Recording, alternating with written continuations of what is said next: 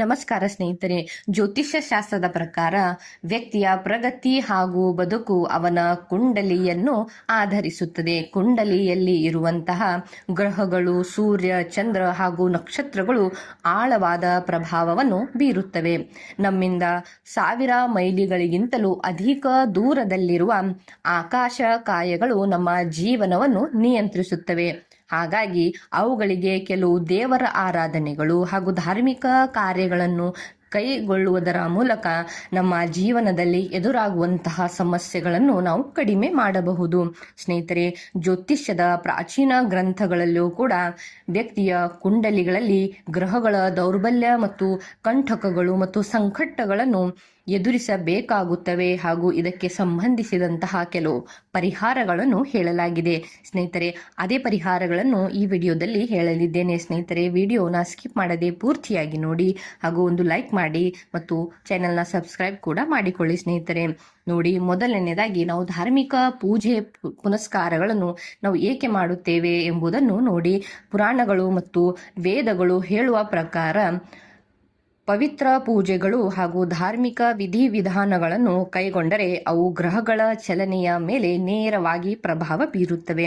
ಇದರಿಂದ ಗ್ರಹಗಳ ಚಲನೆಯು ನಿಧಾನಗೊಳ್ಳುತ್ತವೆ. ಅವುಗಳ ಬದಲಾವಣೆಯು ವರ್ಷಗಳ ದೀರ್ಘ ಸಮಯವನ್ನು ತೆಗೆದುಕೊಳ್ಳುವ ಸಾಧ್ಯತೆ ಕೂಡ ಇರುತ್ತದೆ. ಸ್ನೇಹಿತರೆ, ಹೀಗಾಗಿ ಧಾರ್ಮಿಕ ವಿದ್ವಾಂಸರು ಹಾಗೂ ಜ್ಯೋತಿಷ್ಯರು ಹೇಳುತ್ತಾರೆ, ನಿತ್ಯವೂ ನಾವು ಕೈಗೊಳ್ಳುವಂತಹ ಕೆಲವು ಪವಿತ್ರ ಕ್ರಮಗಳು, ಪೂಜೆಗಳು, ಯಜ್ಞಗಳು ಗ್ರಹಗಳ ಮೇಲೆ ಪರಿಣಾಮ ಬೀರಿ ಸಕಾರಾತ್ಮಕ ಫಲಿತಾಂಶವನ್ನು ಅವು ನಮಗೆ ನೀಡುತ್ತವೆ ಎಂದು ಹೇಳುತ್ತಾರೆ. ಸ್ನೇಹಿತರೆ, ಚಂದ್ರ ದೋಷ ನಿವಾರಣೆಗಾಗಿ ಕೂಡ ಒಂದು ಕ್ರಮವನ್ನು ಮಾಡಬೇಕು ಎಂದು ಹೇಳಲಾಗಿದೆ.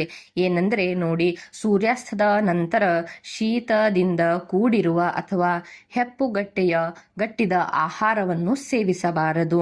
ಅಂತಹ ಆಹಾರಗಳಿಂದ ಆದಷ್ಟು ದೂರ ಉಳಿಯಬೇಕು ಎಂದು ಹೇಳುತ್ತಾರೆ.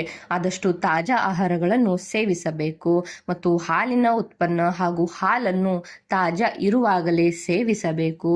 ಹೀಗೆ ನಿಮ್ಮ ಆಹಾರದಲ್ಲಿ ಹೆಚ್ಚಿನ ಪ್ರಮಾಣದ ಹಣ್ಣು ಮತ್ತು ಸ್ಯಾಲೆಡ್ಗಳನ್ನು ನಾವು ಸೇವನೆ ಮಾಡಬೇಕು. ಸ್ನೇಹಿತರೆ, ಯಾವುದೇ ಉದ್ದೇಶಗಳಿಗಾಗಿಯೂ ನೀರನ್ನು ಹಾಳು ಮಾಡುವುದು ಅಥವಾ ಪೋಲು ಮಾಡುವುದು, ಯಾವುದೇ ನದಿ ನೀರಿಗೆ ಇಳಿಯುವುದು, ಕೈ ಕಾಲುಗಳನ್ನು ತೊಳೆಯುವುದು, ಆ ನೀರನ್ನು ಸ್ಪರ್ಶಿಸುವುದು, ಕೊಳಕು ಮಾಡುವುದು, ಹೀಗೆ ಇಂಥ ಎಲ್ಲ ಸಣ್ಣ ಸಣ್ಣ ವಿಷಯಗಳನ್ನು ನಾವು ನಮ್ಮ ಜೀವನದಿಂದ ಬಿಟ್ಟುಕೊಟ್ಟರೆ ಖಂಡಿತವಾಗಿಯೂ ನಮ್ಮ ಗ್ರಹಗಳ ಚಲನೆಯು ನಿಧಾನವಾಗುತ್ತದೆ ಮತ್ತು ನಮಗೆ ನಮ್ಮ ಜೀವನದಲ್ಲಿ ಸಕಾರಾತ್ಮಕ ಪ್ರಭಾವಗಳು ಬೀರುತ್ತವೆ ಎಂದು ಹೇಳಿದ್ದಾರೆ.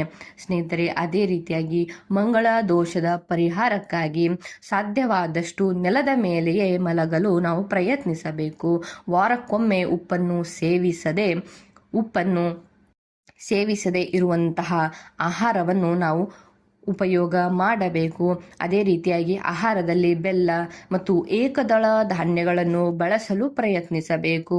ಅದೇ ರೀತಿಯಾಗಿ ಹನುಮಾನ ಚಾಲಿಸವನ್ನು ಓದಿದರೆ ನಮ್ಮ ಕುಂಡಲಿಯಲ್ಲಿನ ದುರ್ಬಲನಾದ ಮಂಗಳನು ಬಲ ಪಡುತ್ತಾನೆ. ಆದ್ದರಿಂದ ಉತ್ತಮ ಫಲಿತಾಂಶವನ್ನು ನಾವು ಕಂಡುಕೊಳ್ಳಬಹುದು ಎಂದು ಹೇಳಿದ್ದಾರೆ. ಸ್ನೇಹಿತರೆ, ಅದೇ ರೀತಿಯಾಗಿ ಬುಧ ದೋಷದ ಪರಿಹಾರಕ್ಕಾಗಿ ಆಹಾರದಲ್ಲಿ ಆದಷ್ಟು ಹಸಿ ತರಕಾರಿಗಳನ್ನು ಸೇವಿಸಬೇಕು. ರಾಸಾಯನಿಕ ಪದಾರ್ಥಗಳಿಂದ ತಯಾರಿಸಿದ ಸೌಂದರ್ಯವರ್ಧಕ ಮತ್ತು ಚರ್ಮದ ರಕ್ಷಣೆಗೆ ಸಹಾಯ ಮಾಡುವಂತಹ ಉತ್ಪನ್ನಗಳನ್ನು ಬಳಸಬಾರದು ಮತ್ತು ಭಾವಪೂರ್ಣ ಸಂಗೀತವನ್ನು ಕೇಳಬೇಕು. ಕಂಪಗಳನ್ನು ನಮ್ಮ ದುರ್ಬಲ ಗ್ರಹಗಳನ್ನು ಬಲಪಡಿಸುತ್ತವೆ.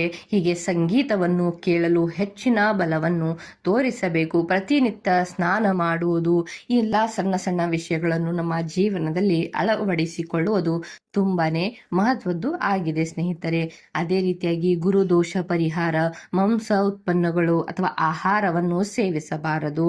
ಇದನ್ನು ನಾವು ತ್ಯಜಿಸಬೇಕು. ಗುರುದೋಷ ಪರಿಹಾರ ಮಾಡಬೇಕು ಎಂದವರು ಅದೇ ರೀತಿಯಾಗಿ ಸಸ್ಯಾಹಾರಿ ಆಹಾರವನ್ನೇ ಅವರು ಸೇವಿಸಬೇಕು.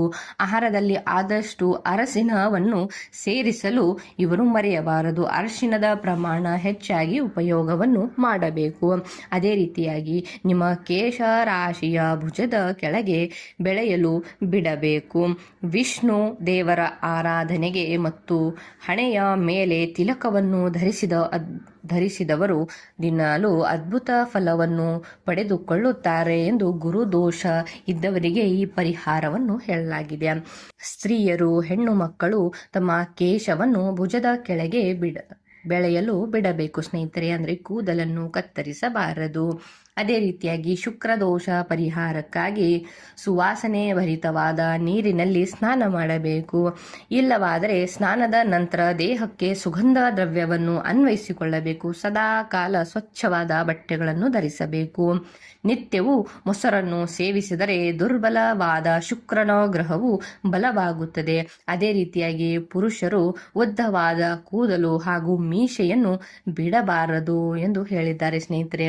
ಶುಕ್ರ ಗ್ರಹಕ್ಕೆ ಅಚ್ಚುಕಟ್ಟಾಗಿ ಮತ್ತು ಬಿಳಿಯ ಬಟ್ಟೆಗಳನ್ನು ಅಥವಾ ಲೈಟ್ ಆಗಿ ಪಿಂಕ್ ಕಲರ್ ಇರುವಂತಹ ಬಟ್ಟೆಗಳನ್ನು ಹಾಕುವುದರಿಂದ ಕೂಡ ಶುಕ್ರ ದೋಷ ಪರಿಹಾರವಾಗುತ್ತದೆ ಮತ್ತು ಶುಕ್ರನು ನಮ್ಮ ಮೇಲೆ ಅವನ ಒಂದು ಪ್ರಭಾವವನ್ನು ತೋರಿಸಿ ನಾವು ನಮ್ಮ ಜೀವನದಲ್ಲಿ ಸಂಪತ್ತನ್ನು ಸಂಪಾದಿಸಲು ಇದು ನಮಗೆ ಒಂದು ಸಹಾಯ ಮಾಡುತ್ತದೆ ಎಂದು ಕೂಡ ಹೇಳುತ್ತಾರೆ ಸ್ನೇಹಿತರೆ. ಅದೇ ರೀತಿಯಾಗಿ ಶನಿ ದೋಷದ ಪರಿಹಾರಕ್ಕಾಗಿ ನಿಯಮಿತವಾಗಿ ಹನುಮಾನ ದೇವವನ್ನು ಆರಾಧಿಸಬೇಕು. ಹನುಮಾನ ಚಾಲಿಸವನ್ನು ಓದಬೇಕು.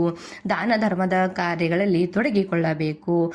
ಹೀಗೆ ಮಾಡುವುದರಿಂದ ನಾವು ಲಾಭವನ್ನು ಪಡೆದುಕೊಳ್ಳಬಹುದು. ಪ್ರತಿ ಶನಿವಾರ ಶನಿ ದೇವರ ದೇವಸ್ಥಾನಕ್ಕೆ ಹೋಗಬಹುದು. ವಿಶೇಷ ಪೂಜೆಯನ್ನು ಮಾಡಬೇಕು.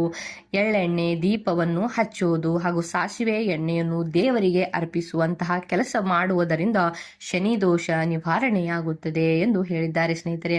ಅದೇ ರೀತಿಯಾಗಿ ರಾಹು ಕೇತು ದೋಷ ಪರಿಹಾರ, ಅದಕ್ಕಾಗಿ ಸ್ನೇಹಿತರೆ ಅನಾರೋಗ್ಯ ಪೀಡಿತ ರೋಗಿಗಳಿಗೆ ಸಹಾಯ ಮಾಡುತ್ತದೆ. ಸೇವೆ ಮಾಡುವುದು ಹಾಗೂ ಅಗತ್ಯ ಇರುವವರಿಗೆ ಔಷಧಿಯನ್ನು ನೀಡುವುದು, ಚಿಕಿತ್ಸೆಗೆ ಸಹಾಯ ಮಾಡುವುದು.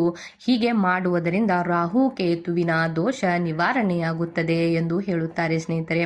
ಪ್ರತಿದಿನ ಮುಂಜಾನೆ ಸ್ನಾನ ಮಾಡುವುದು, ಸ್ನಾನದ ನಂತರ ತುಳಸಿಗೆ ನೀರನ್ನು ಅರ್ಪಿಸುವುದು, ತುಳಸಿಯ 2 ಎಲೆಗಳನ್ನು ಸೇವಿಸುವುದು. ಹೀಗೆ ಮಾಡುವುದರಿಂದ ನಾವು ರಾಹು ಕೇತುವಿನ ದೋಷದಿಂದ ಮುಕ್ತಿಯನ್ನು ಹೊಂದಬಹುದು. ಆಗಾಗ ತೀರ್ಥಯಾತ್ರೆ ಕೈಗೊಳ್ಳುವುದು, ವಾರಕ್ಕೊಮ್ಮೆ ದೇವಸ್ಥಾನಕ್ಕೆ ಹೋಗುವುದು, ಮನೆಯಲ್ಲಿ ಬೇಯಿಸಿದ ಆಹಾರವನ್ನೇ ಮಾತ್ರ ಸೇವಿಸುವುದು. ಈ ರೀತಿಯಾಗಿ ನಮ್ಮ ಜೀವನದಲ್ಲಿ ಕೆಲ ಬದಲಾವಣೆಗಳನ್ನು ಮಾಡುವುದರಿಂದ ನಾವು ಈ ಎಲ್ಲ ದೋಷಗಳಿಂದ, ನವಗ್ರಹ ದೋಷಗಳಿಂದ ನಾವು ಪರಿಹಾರವನ್ನು ಕಂಡುಕೊಳ್ಳಬಹುದು ಸ್ನೇಹಿತರೆ. ಅದೇ ರೀತಿಯಾಗಿ ಸ್ನೇಹಿತರೆ ನಾವು ಪ್ರತಿದಿನ ಮುಂಜಾನೆ 1-2 ನಿಮಿಷಗಳ ಕಾಲ ಸೂರ್ಯನ ನೇರ ಬೆಳಕಿನ ಕೆಳಗೆ ಕುಳಿತುಕೊಳ್ಳಬೇಕು. ಈ ರೀತಿ ಮಾಡುವುದರಿಂದ ಸೂರ್ಯನ ಬೆಳಕಿನಿಂದ ಉಂಟಾಗುವ ಆರೋಗ್ಯಕರ ಬದಲಾವಣೆಗಳು ನಾವು ಪಡೆದುಕೊಳ್ಳಬಹುದು. ಅದರ ಜೊತೆಗೆ ಸೂರ್ಯ ಉದಯದ ನಂತರ ಆಹಾರವನ್ನು ಸೇವಿಸುವುದು, ಸೂರ್ಯಾಸ್ತದ ನಂತರ ಆಹಾರವನ್ನು ಸೇವಿಸಬಾರದು. ಅದೇ ರೀತಿಯಾಗಿ ಸ್ನೇಹಿತರೆ ತಾಮ್ರದ ಪಾತ್ರೆಯಲ್ಲಿ ನೀರನ್ನು ಶೇಖರಿಸಿ ಇಡುವುದು ಹಾಗೂ ಅದನ್ನು ಕುಡಿಯುವುದು, ಹೀಗೆ ಮಾಡುವುದು ಕೂಡ ಒಂದು ಒಳ್ಳೆಯ ಅಭ್ಯಾಸವಾಗಿದೆ. ಅದೇ ರೀತಿಯಾಗಿ ಇದು ನಮ್ಮ ಸುತ್ತಮುತ್ತಲಿನ ಪೀಠೋಪಕರಣಗಳು ಮರದಿಂದ ಮಾಡಿದವು ಆಗಿರಬೇಕು. ಆದಷ್ಟು ಲೋಹದ ಉಪಕರಣಗಳನ್ನು ನಾವು ಬಳಸಬಾರದು. ಈ ಎಲ್ಲ ವಿಧಾನವು ಕೂಡ ನಮ್ಮ ಕುಂಡಲಿಯನ್ನ ಗ್ರಹಗಳ ಮೇಲೆ ಪ್ರಭಾವವನ್ನು ಬೀರುತ್ತದೆ ಎಂದು ಈ ಒಂದು ಉದಾಹರಣೆಯನ್ನು ನೀಡಲಾಗಿದೆ. ಸ್ನೇಹಿತರೆ, ಇಂಥದ್ದೇ ಒಂದು ಹೊಸ ಮಾಹಿತಿಗಳಿಗಾಗಿ ಚಾನೆಲ್ನ ಸಬ್ಸ್ಕ್ರೈಬ್ ಮಾಡಿಕೊಳ್ಳಿ ಹಾಗೂ ಒಂದು ಲೈಕ್ ಕೂಡ ಮಾಡಿ.